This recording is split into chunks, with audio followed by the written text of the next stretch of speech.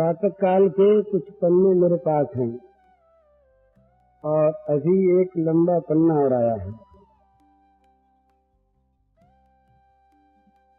इनमें प्रधानतया भगवत कृपा के संबंध में ही कुछ कहने की बात है।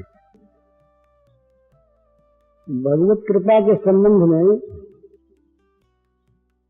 रात्रि के समय कुछ थोड़ी बातें हुई थी। भगवत कृपा का एक भाई स्वरूप पूछते हैं। तो भगवत कृपा का कोई खास स्वरूप नहीं है। भगवत कृपा नित्य निरंतर सभी प्राणियों पर सदा है ही। ये एक सिद्धांत है कि भगवान का स्वरूप ही कृपामय है तुलसी प्रतीत एक प्रभु मूरत कृपामयी है। भगवान ने सर्वशक्तिमान होने पर भी अगर हम उनके शब्दों में कहें तो कह सकते हैं उनमें एक शक्ति का अभाव है। वो अकृपा कर कर किसी का बुरा नहीं कर सकते। भगवान किसी पर अकृपा करके किसी का बुरा कर दें, अमंगल कर दें, इस प्रकार की शक्ति का भगवान में अभाव है। मंगलमय भगवान कभी भी किसी प्रकार भी अमंगल कर नहीं सकते। तो भगवान जो कुछ भी हमारे लिए करते हैं, हम यदि नहीं भी मानते हैं तब भी वो कृपा ही करते हैं। यदि कोई पूछे कि भगवान दयालु है या न्यायकारी, तो इसके उत्तर में यही कहना होगा कि उनके न्याय में भी कृपा भरी है। उनका जो न्याय है वो भी कृपा से खाली नहीं है, कृपा से बना है। वे जिस पर क्रोध की लीला दिखाकर प्रहार करते हैं, जिसको मारते हैं उसको भी तारते हैं। देखा प्रत्यक्ष कौरवों के पांडवों के राजसूय यज्ञ में शिशुपाल ने जब भगवान को गालियों पर गालियां दी और जब भगवान ने उसके अपराधों का बहुत अधिक हो जाने पर और जब चक्र से उसके सिर को अलग कर दिया, उस समय विचित्र बात सारी सभा ने देखी, सबने आंखों देखी। शिशुपाल के अंग से एक ज्योति निकली और वो ज्योति भगवान के चरणों में समा गई। तो वो मार के भी तारते हैं। उनका मारना भी तारने के लिए होता है। तो इसलिए भगवान जो कुछ करते हैं वो दया ही करते हैं, कृपा ही करते हैं। ये उसका स्वरूप ही है। तो हम क्या करें? हम ये करें कि उनकी कृपा पर विश्वास करें। जो कुछ भी हमारी दृष्टि में बुरा और अच्छा, अनुकूल और प्रतिकूल जो कुछ हमारे लिए हो रहा है, वो सब का सब भगवान की कृपा से ही हो रहा है। जिसको हम प्रतिकूल मानते हैं उसमें भी भगवान की कृपा भरी है। भगवान के समान कोई सर्वज्ञ नहीं है। हम देखते हैं बहुत थोड़ी दूर की चीज। हमारी जो दृष्टि है वो दूरदर्शी नहीं है। मानव जीवन के अंत तक हम कल्पना करके देख लेते, इससे आगे नहीं बढ़ते। लेकिन भगवान तो देखते हैं अनंत काल के बाद किस काल में किसका कैसे भला होगा। एक जगह इस प्रकार की एक कथा आती है, बड़ी रोचक है। भगवान ने एक दिन नारद जी को साथ लिया और घूमने निकले तो एक गांव में गए। उस गांव में एक बुढ़िया माई थी। बुढ़िया माई के एक परपोता था, पौत्र का लड़का, और सब मर गए थे। अब उस लड़के में बुढ़िया का बड़ा मोह, वो उसे बड़े स्नेह से पालती थी, बड़ी अच्छी भगवत भक्त, भजन करती, पर उस बच्चे में बड़ा स्नेह था, बड़ी ममता थी। वो बच्चे को लेकर ही रात दिन उसमें तल्लीन रहती। तो भगवान गए नारद जी के साथ, दो साधु गए, साधु के वेश में गए, तो बड़ा अच्छा उसने स्वागत सत्कार किया, महात्माओं का खिलाया पिलाया। जब महाराज वहां से चलने को निकले तो उसके उस बच्चे को मार डाला। नारद जी ने कहा, महाराज, नारद जी ने चुपके से कान में कहा, ये क्या किया आपने? इतना स्वागत सत्कार किया और इसका फल आपने ये दिया कि तुम चलो आगे बताएं। आगे बढ़े साहब, तो गए एक जगह,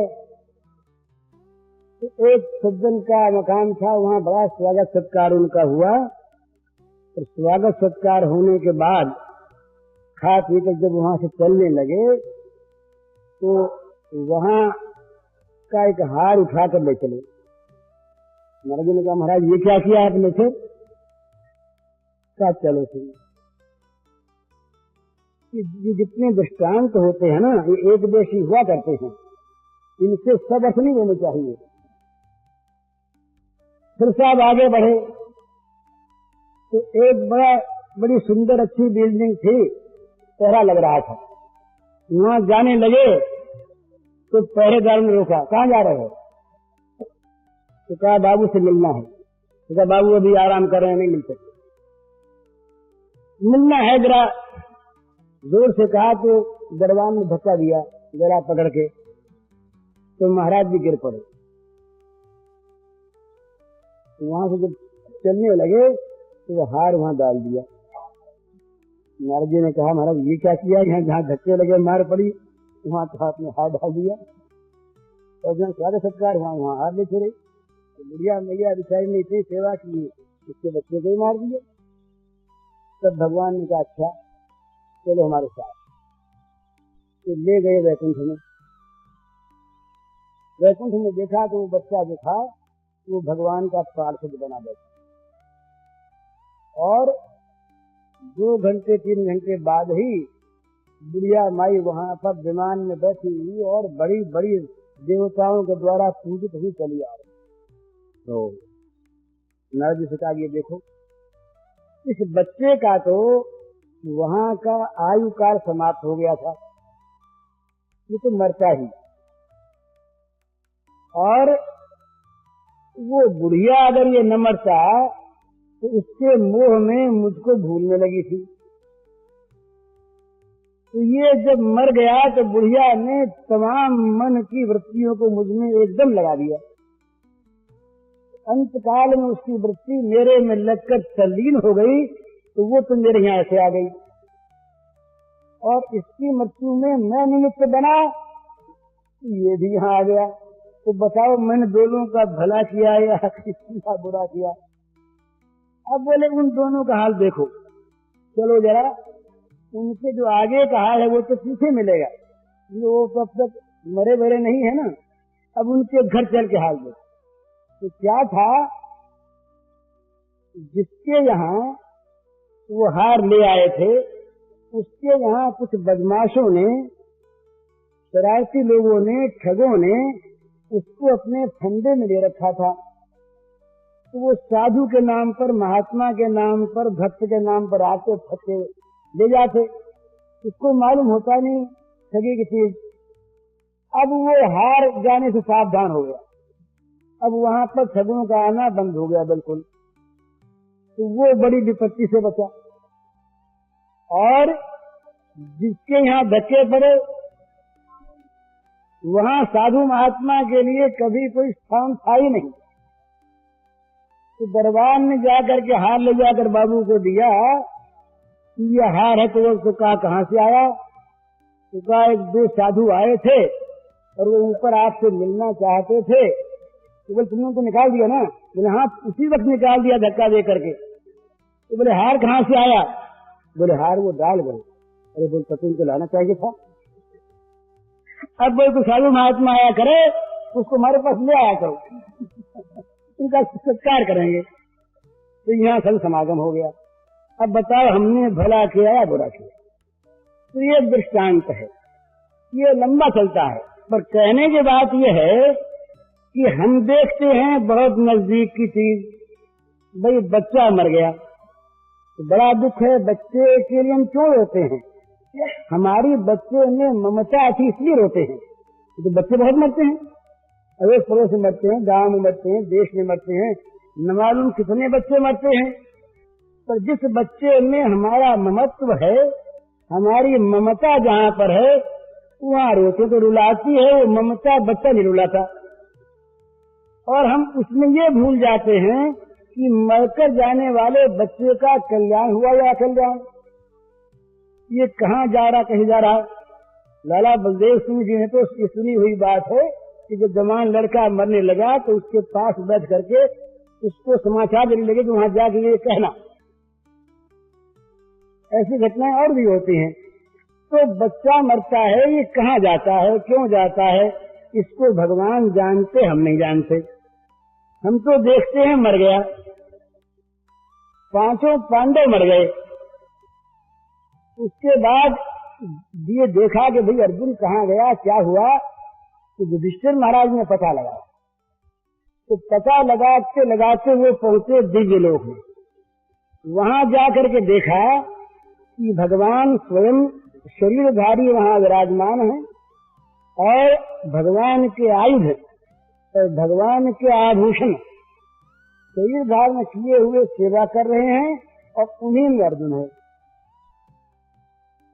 तो यहाँ तो अर्जुन मरा, तो अर्जुन मर के गया कहाँ?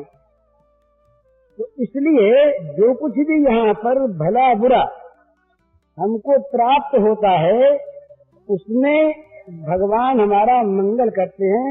उस मंगल को हम समझते नहीं, भगवान जानते हैं। इसलिए प्रत्येक फल भोग में भगवान की दया का अनुभव करना चाहिए। ये कृपा का अनुभव करने का एक रूप। स्वरूप क्या है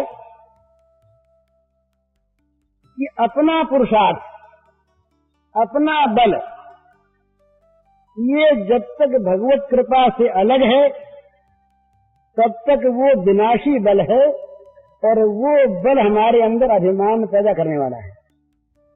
मनुष्य सफलता में अभिमान किया करता है, मैंने ये काम किया और मैं सफल हो गया, मैंने धन कमा लिया, मैंने राज्य प्राप्त कर लिया, मैंने अधिकार प्राप्त कर लिया, मैंने अमुक काम कर लिया।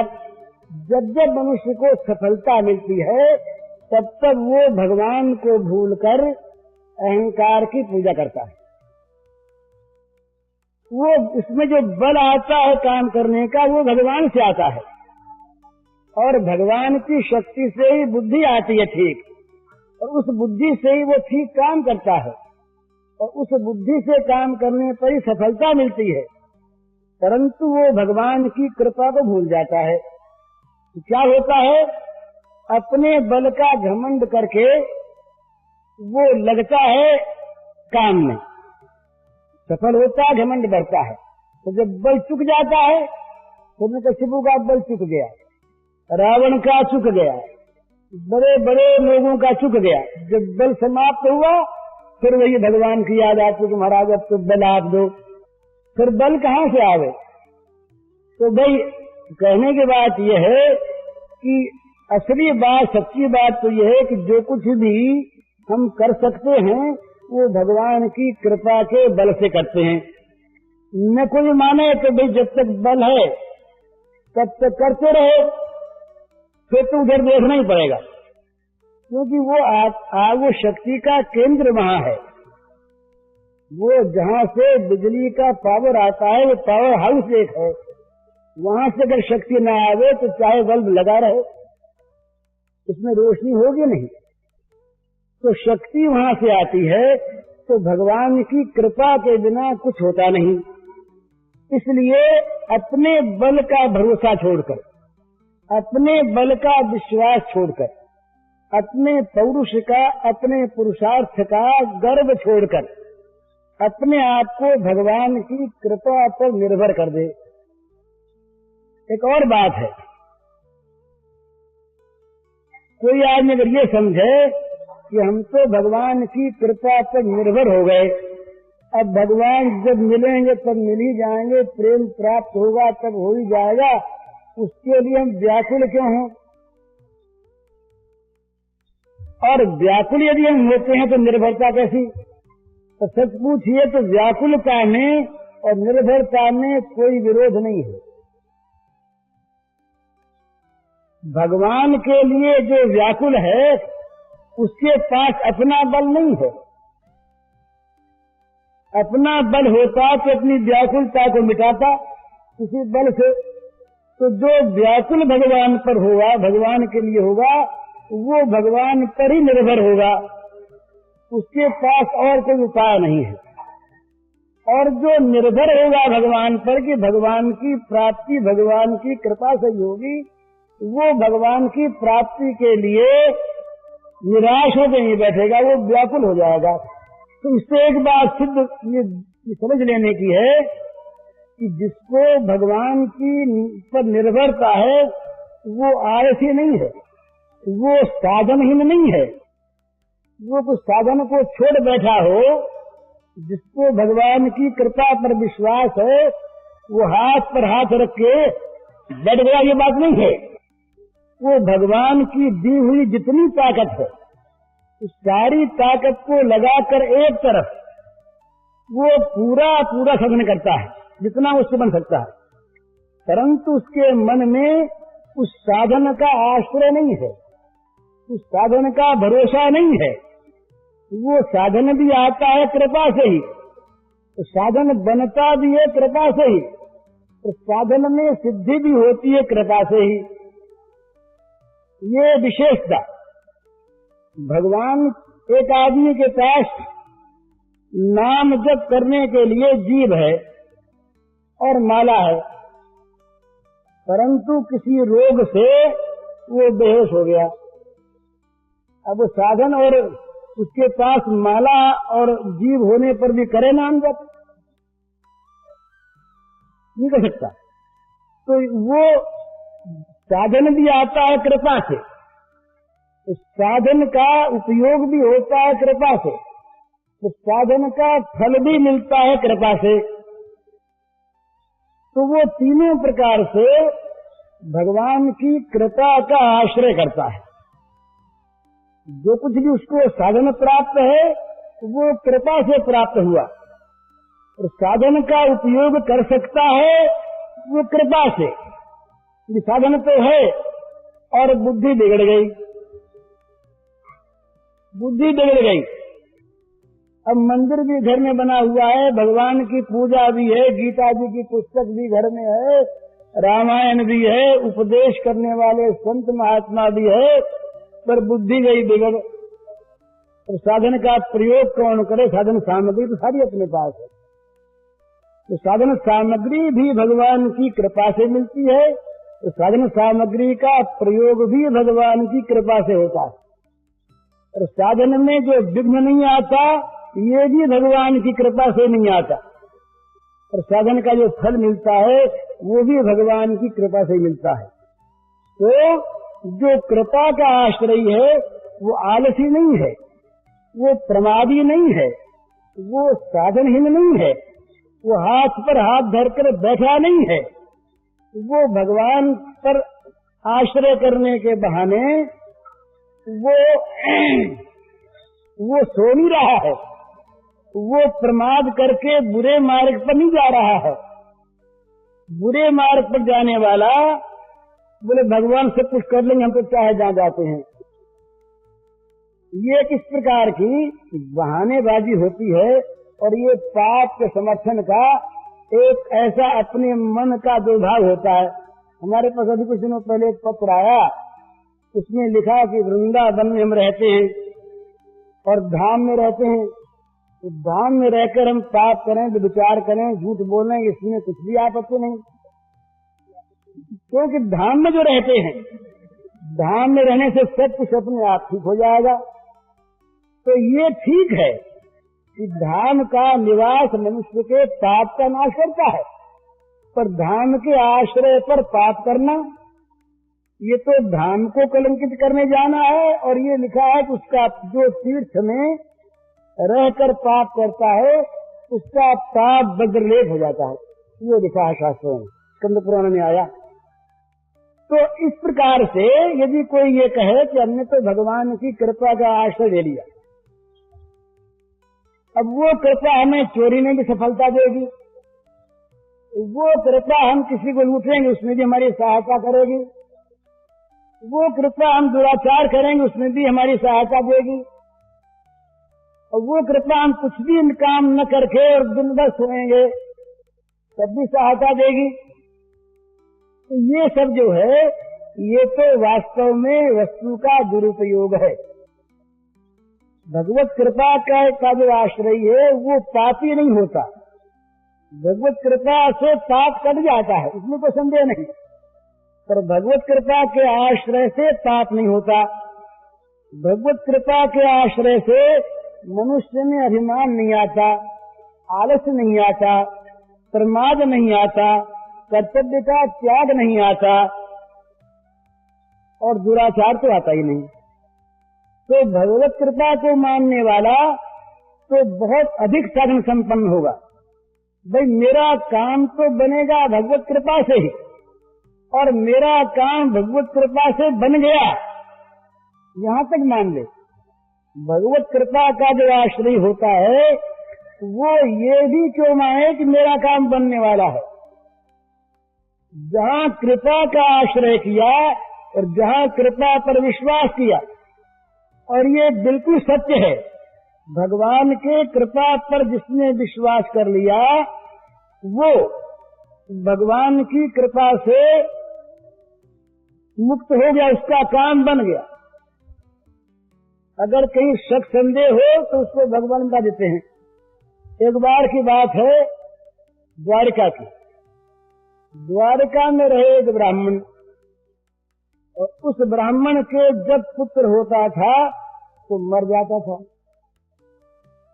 तो एक बार भगवान श्री कृष्ण द्वारिका में थे, उस समय अर्जुन भी उनके पास आए हुए थे। तो अर्जुन भगवान के बड़े प्रेमी, बड़े स्नेही और भगवान के अत्यंत कृपा पात्र, भगवान की कृपा पर इनको बड़ा भरोसा रहा। तो पांडवों में अर्जुन और द्रौपदी ये दो ऐसे थे, ये भगवान की कृपा पर इनका बड़ा भरोसा था, अत्यंत भरोसा था।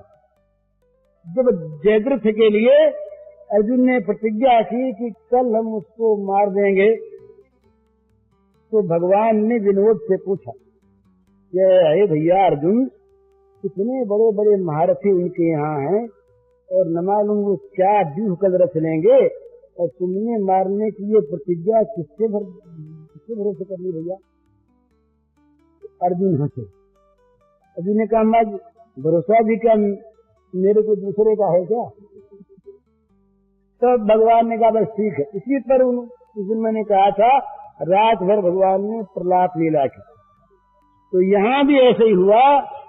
द्वारिका में जब वो ब्राह्मण का बालक मरा और मरने पर वो अपने बच्चे को लेकर के राज दरबार में ब्राह्मण आया। उस जमाने की बात थी जिस जमाने में पिता रहते बच्चा क्यों मर गया ये समस्या आई, मरता नहीं था, और मर गया तो जरूर राजा का पाप है, शासन का पाप है। तो बच्चे को लेकर के वो ब्राह्मण आया और ब्राह्मण ने आकर के कहा कि देखो ये कितने असमर्थ हैं, कितने अयोग्य हैं कि इनके राज्य में और मेरा बच्चा मर जाता। तो इनको जरा अपने गांडीव का बड़ा दर्प रहा अर्जुन को, स्वाभाविक। अर्जुन ने कहा महाराज अब की बच्चा आपके हो तो मुझसे कहना, मैं अर्जुन हूं। था भगवान की कृपा के भरोसे सारा। तो बोले भाई अगर तुम न बता सके तो न बता सका तो मैं जल मरूंगा, कह दिया। और साथ अर्जुन वहां पर रहे ही। बच्चा होने वाला था तो ब्राह्मण ने आके कहा अर्जुन से कि महाराज बच्चा होने वाला है। तो अच्छा मैं चलता हूं। तो अर्जुन गए। अर्जुन ने जाकर वहां पर अपने बाणों का इस प्रकार का एक पिंजर बनाया कि जिसमें काल का प्रवेश नहीं हो सकता। तो स्वयं बाहर गांधी में लेकर के बैठ गए। तो आवेगा तो हम देख लेंगे, हम देखी जा नहीं सकता। महाराज काल की गति, भगवान की लीला, आश्चर्य हुआ कि बच्चा मरा नहीं, गायब हो गया। तो वो ब्राह्मण आकर के अर्जुन को धिक्कारने लगा कि अरे अब तक तो बच्चे की मैं लाश देख लेता था, ये तो मन में था कि मेरा बच्चा होकर के मर गया, चलो उसको गाड़ी आऊं। अब की बात तो तुम्हारे इंतजाम में ये हुआ कि बच्चे की लाश तक मुझे देखने को नहीं मिली, अब मैं क्या करूं। अर्जुन बड़े संतुष्ट, तो क्या करें। कहा भाई चिता बनाओ, क्या करें। जब चिता बनी तो भगवान आए। कहा अर्जुन जी क्या कर रहे हो। कहा महाराज ये हो गया। तो बोले यार ये तो बताओ कि तुमने ये बच्चे को जलाने की बात कह दी थी किसके बल पर। तो फिर वही बात बोले महाराज तो दूसरा बल मेरे पास है क्या। तब बोले मरते क्यों हो फिर। मैं तो हूं यहां पर अभी। साथ ले गए अर्जुन को। वहां किम पुरुष लोक में गए और लेकर बच्चे को ले आए। तो कहने का मतलब ये कि जो भगवान की कृपा का आश्रय कर लेता है, भगवान उसके हो जाते हैं और उसकी किसी चीज को भगवान असफल नहीं होने देते, पर उसी को जिसको वो चाहते हैं। वो कहते हैं कि उल्टे जल मछली चले, बहो जात गजराज, जो जाको सरनो लियो, ताको ताकी लाज। इस गंगा में अगर कहीं प्रवाह के सामने हाथी आ जाए तो बह जाएगा। तो जरा जरा सी वो मछलियां वो प्रवाह के सामने फर्र से चली जाती हैं और जल उनको जरा भी रोकता नहीं। तो क्यों, वो जो मछली है वो जल के शरणागत है, वो जल की कृपा पर वहां रहती है। तो भगवान की कृपा का जिसको भरोसा है, भगवान की कृपा का जिसको अवलंबन है, वहां पर साधन संपत्ति का जुटाना भगवान का काम और उसकी रक्षा करना भगवान का काम और उसका फल देना भगवान का काम। वो तो केवल कृपा पर निर्भर करके उनके अनुकूल चलता है निरंतर, चलने में कोताही नहीं करता, वो आलसी होकर बैठ नहीं जाता। भगवान का जो कृपा पात्र है वो तो इतना भगवान के ऊपर अपने आप को न्यौछावर कर देता है कि कहाँ मैं और कहाँ ये कृपा के सागर मुझ पर कृपा इन्होंने की, क्या देख कर की। और सचमुच एक बात है भला, ये भगवान देख कर कृपा नहीं क्या करते, लेकिन देख कर कृपा करने लगे तो हम लोगों को कोई ठिकाना लगे ही नहीं। अपनी बात में कहता हूँ कि भगवान देख कर कृपा करते मुझ पर तो न मालूम कहाँ कहाँ किस किस नरक में जाना पड़ता। पर भगवान जो हैं ये पूर्व का इतिहास नहीं देखते, भगवान भूतकाल नहीं देखते, ये याद रखिएगा। हमारे पूर्व जीवन में हमने क्या किया है, इसको भगवान देखते ही नहीं। ये हिसाब किताब भगवान के न्याय में नहीं है, बेहिसाब होती है। सच्ची बात है, भगवान की जब कृपा होती है तो ये जगत का जितना न्याय है ये कहीं रह जाता है। लोग देखते हैं कि अब तक ये ऐसा था, अब ऐसा कैसे हो गया, तो भगवान की कृपा से हो गया। तो कृपा ने कुछ सोचा नहीं कि ये क्या था, इसको हम क्या कर रहे हैं। कृपा अगर सोचना जानती होती तो वो कृपा होती ही नहीं। कृपा सोचना जानती नहीं, कृपा तो अपना काम करना जानती है। उसका काम यही है, उसका काम ये पहले क्या था, कैसा था, ये जरा भी कृपा नहीं देखती। कृपा देखती है केवल वर्तमान के उसके मन को। वो कृपा पर विश्वास करता है या नहीं, कृपा पर उसका भरोसा है या नहीं, इतनी ही बात कृपा देखती है।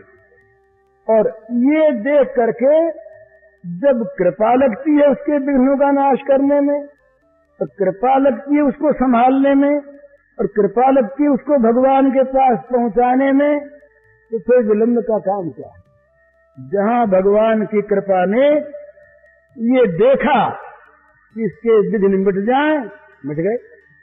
इतनी देर लगती है, वहां तो सत्य संकल्प है।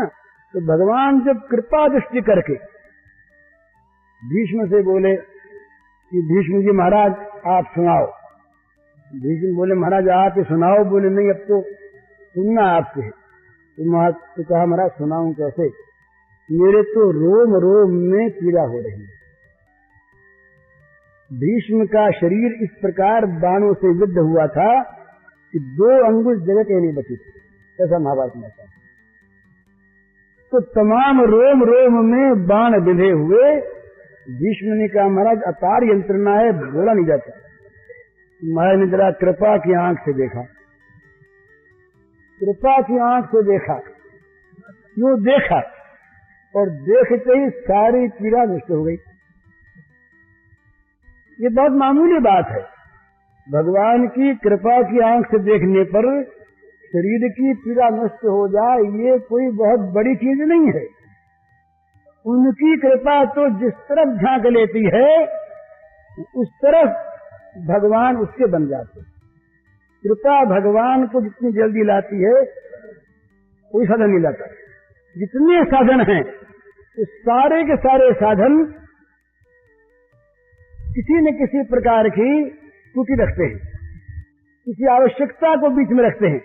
तो जो भगवान की कृपा है ये बस ऐसी है कि भगवान को पकड़ लाती है और भगवान के पास उसको ले जाती है और कहती जबरदस्ती गोद में बैठाना पड़ेगा। ये कृपा में ही ताकत है। श्रीमद् भागवत के टीका में सनातन गोस्वामी ने ये लिखा है कि भगवान की कृपा शक्ति की तुलना शक्ति से होती नहीं। कृपा शक्ति जहां अपना काम करने लगती है वहां भगवान की सारी शक्तियां उसके साथ होकर उस कृपा की सहायता में लग जाती है। तो भगवान की कृपा जो ऐसी है वो फिर क्यों नहीं मिलती? क्या भगवान की कृपा में वैषम्य है, एक को मिले एक को नहीं? बोलना ऐसी बात नहीं। सूर्यम सर्वभूतानां, तो फिर क्यों नहीं मिलती? इसीलिए नहीं मिलती कि उस पर विश्वास नहीं करते। कृपा पर विश्वास करो तो कृपा मिली हुई है, कृपा पर विश्वास न करो तब भी कृपा तो है ही, पर कृपा का जो सुंदर सुंदर अनुभव है वो हमें नहीं हो रहा है। एक बात सुनाई उन्होंने कि भाई एक आदमी था, वो आदमी जंगल गया था, जाके आया, कुएं पर गया, हाथ धोया तो वो भूल गया था दातुन।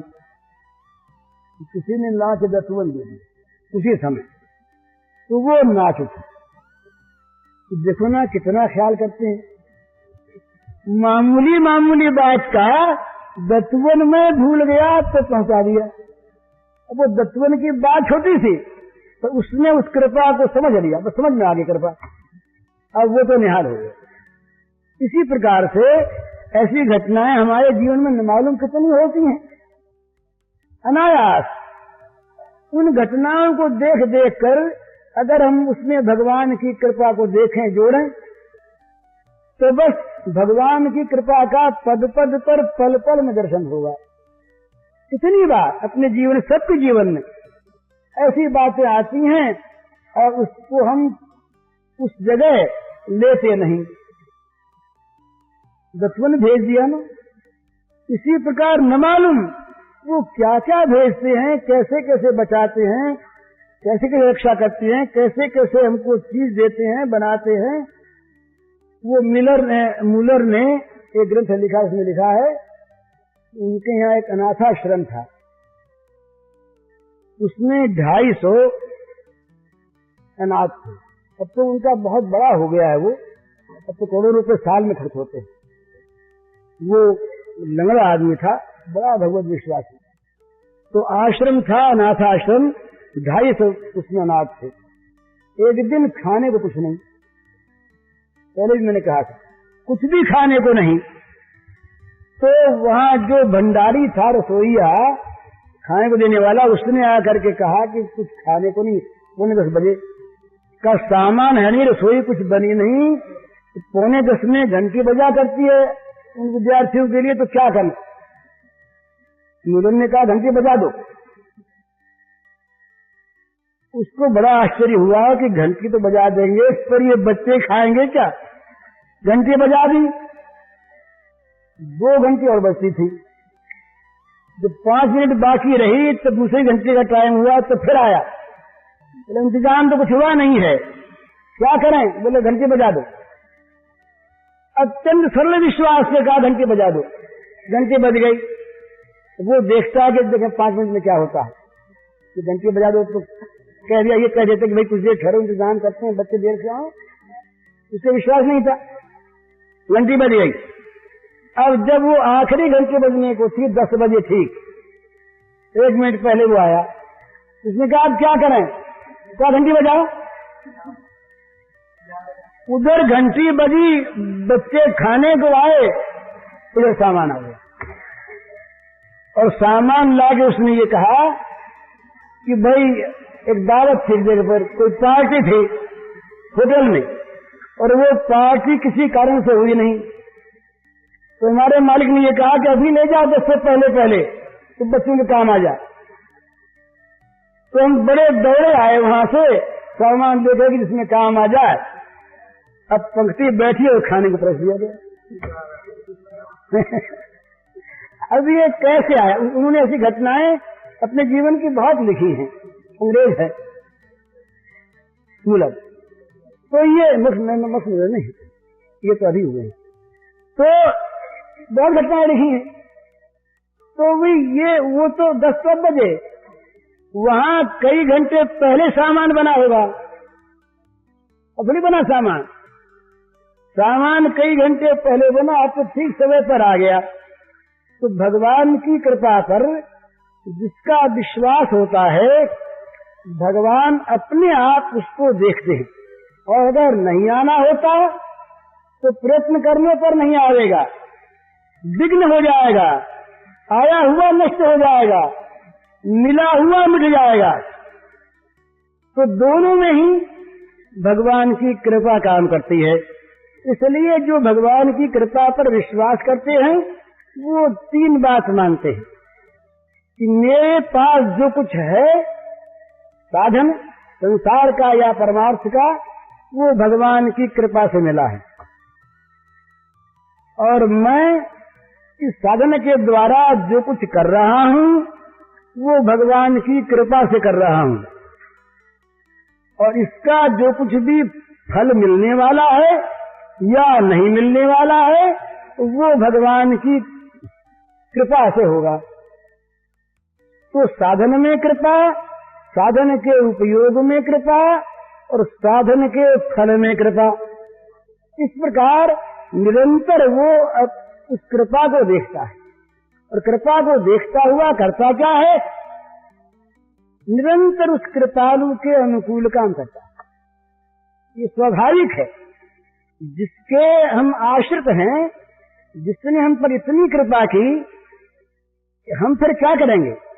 हम तो अपने जीवन को उसके अनुगत बना देंगे।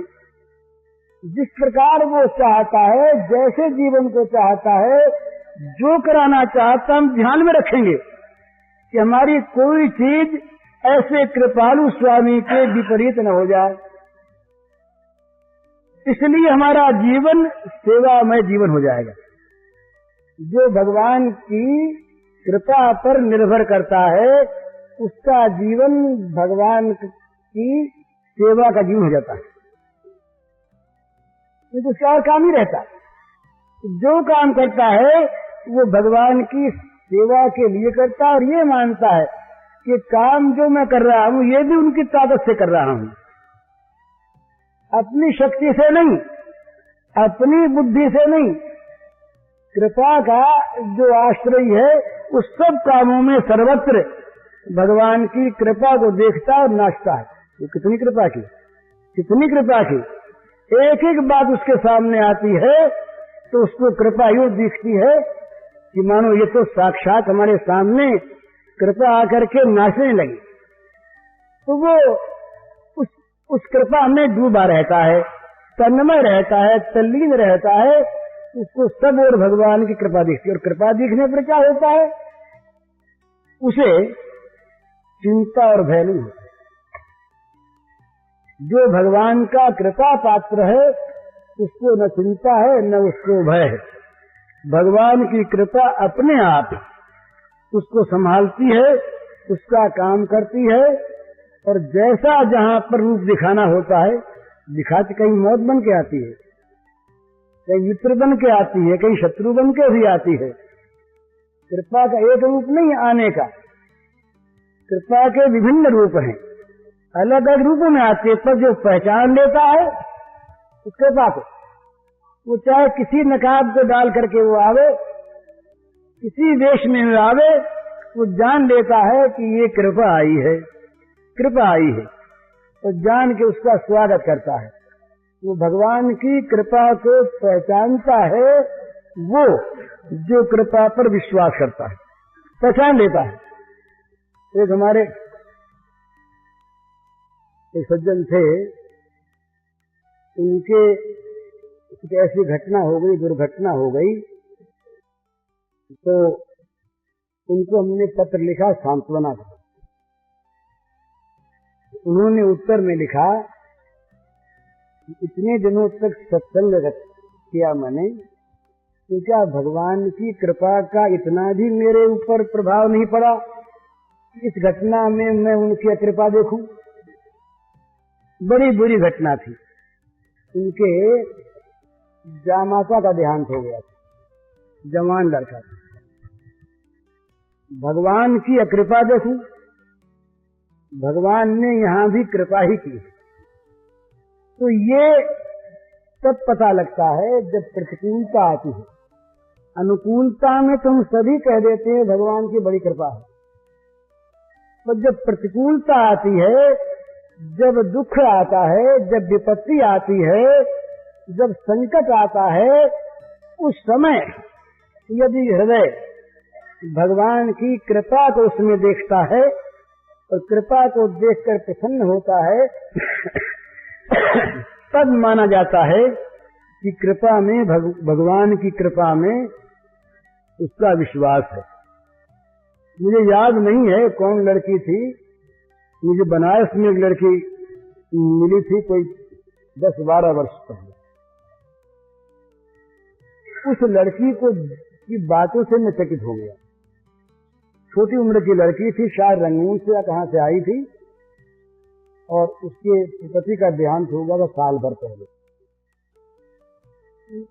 वो उसने इस सारी चीजों को भगवान की कृपा में घटा लिया। उसने कहा मुझसे कि भाई जी, मुझ पर जितनी कृपा कोई जगत में होगी इस पर। जिन विषयों को बड़े बड़े त्यागी सन्यासी लोग छोड़ा करते हैं, उन विषयों से मुझे भगवान ने दूर कर दिया। इतनी कृपा।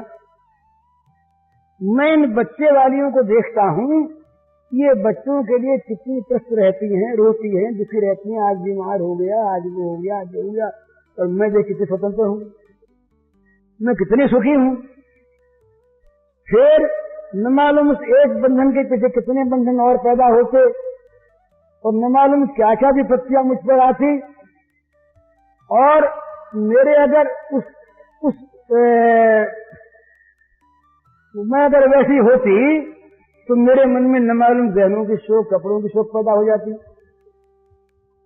और वो मुझे न मिलते तो मुझे कितना दुख होता। उसने कोई 15-20 मिनट तक वो मुझे समझाती रही, इस तरह से कि मानो उसके लिए तो सारी सुख की सामग्री भगवान ने इकट्ठी करके भेज दी है, और उस पर इतनी कृपा हुई जिसका पार नहीं। अब वो अगर रोती उसका वैद्य तो मिटता नहीं, वो अगर दुखी होकर कराती तो उसकी स्थिति वही रहती, किसी को गाली देती, किसी का विरोध करती तो पाप पल्ले बनता। और उसने उस सारी घटना को इस प्रकार से घटा लिया भगवान की कृपा में, ये कृपा से ही ऐसा हुआ। इसी प्रकार ये सच्ची बात है, जब बलि के धन का हरण हुआ, बलि के राज्य को भगवान ने ले लिया, स्वर्ग के राज्य को, मामूली बात नहीं। उस समय ये प्रसंग आया कि ये बलि पर भगवान ने कृपा की, अगर कृपा न करते तो क्या होता पता नहीं, इसका घमंड कितना बढ़ जाता, और ये भगवान को तो भूलता ही जगत को कितना दुख देने वाला बन जाता। बड़ी कृपा की। तो ये समझे, जब कोई वस्तु मिले तब ये समझे भगवान ने बड़ी कृपा की, मुझ पर इतना विश्वास किया कि सेवा के लिए मुझे वस्तु सौंपी। पुत्र घर में आवे, पुत्र पैदा हो, धन हो, संपत्ति आवे, तो ये समझे भगवान की इतनी कृपा माने कि देखो ना, मुझ पर कितना विश्वास कर लिया भगवान ने कि अपनी चीज को मुझे सेवा के लिए सौंप दिया। कितना मेरा सौभाग्य, ये पुत्र, ये वस्तु, ये तो सब उन्हीं की है ना, मुझे सौंपा है सेवा के लिए। तो भाई बड़ा विश्वास किया और बड़ा काम मेरे जिम्मे कर दिया, अब तो मैं उनको प्रसन्न करूं, इनकी सेवा करके तभी मेरे जीवन की सार्थकता। तुरंत कृपा समझे।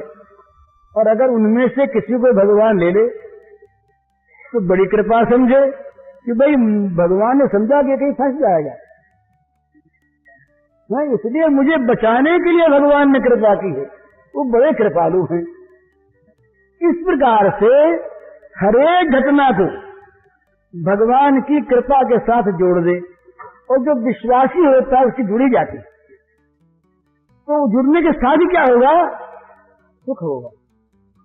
इतना सुख होगा भगवान की कृपा के साथ जोड़ लेने पर, और वस्तु के जाने का दुख नहीं होगा, और वस्तु के पाने का अभिमान नहीं होगा। ये वस्तु मैंने प्राप्त की, अभिमान नहीं होगा। वस्तु पर ममता नहीं होगी, ममता नहीं से आसक्ति नहीं होगी, वो नहीं होगी तो बंधन नहीं होगा, और फिर उसके बिछुड़ने पर कभी दुख नहीं होगा। तो मिलने पर भगवान की कृपा माने इस रूप में कि बस ये भगवान की बड़ी कृपा है, इतनी वस्तु में सेवा के लिए सौंप दी, अब मजे में काम करो। तो वो घर में रहकर महाराज बिना माया फेरे हुए और अपने बच्चों को पालता हुआ वो दिन भर भगवान की पूजा करता है। अगर ये भाव है तो दिन भर घर का प्रत्येक काम भगवान की पूजा, झाड़ू देने से लेकर जितना काम, वो सब का सब भगवत पूजा, क्योंकि वो भगवान की पूजा के लिए घर में रहता है। घर भगवान का मंदिर, जितने घर के मेंबर्स वो सारे के सारे भगवान के स्वरूप, जितनी वस्तुएं वो सारी की सारी भगवान की सामग्री। हम क्या हैं, उन वस्तुओं को संभालने वाले, सेवा करने वाले, ईमानदारी के साथ सेवा करें, अपना माने नहीं। न उस घर के नफे में हमारा हक है, और न उस घर की संपत्ति पर हमारा स्वामित्व है, और न उस घर के तमाम मेंबरों से हमारा कोई ममत्व का संबंध है। मानो सबई राम के नाते। बस भगवान के नाते से इनका नाता है, नहीं कोई नाता नहीं, नाता कोई है ही नहीं। भगवान के संबंध से इनका संबंध है। तो कहते हैं या जग में जहाँ लगिया तनु की प्रीति प्रतीति सगाई, सो सब तुलसीदास प्रभु ही सो सिमट एक थाई। कभी इस जगत में इस शरीर की जहाँ जहाँ प्रीति है, जहाँ जहाँ प्रतीति विश्वास है और जहाँ जहाँ अपनेपन का संबंध है, आत्मीयता है, वो सारा का सारा सब जगह से सिमट कर एक भगवान में आ जाए।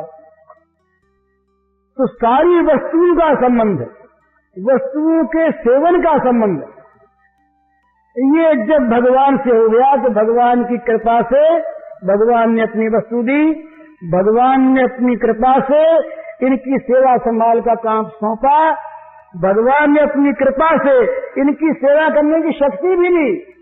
ये शक्ति न होती सेवा करते कहां से? अब ईमानदारी भगवान ने दी कि ईमानदारी से अपना न मानते हुए, ममत्व न करते हुए, आसक्ति न करते हुए, भगवान की चीज भगवान के लिए भगवान की दी हुई शक्ति से हमारे द्वारा सेवित होती रहे बस।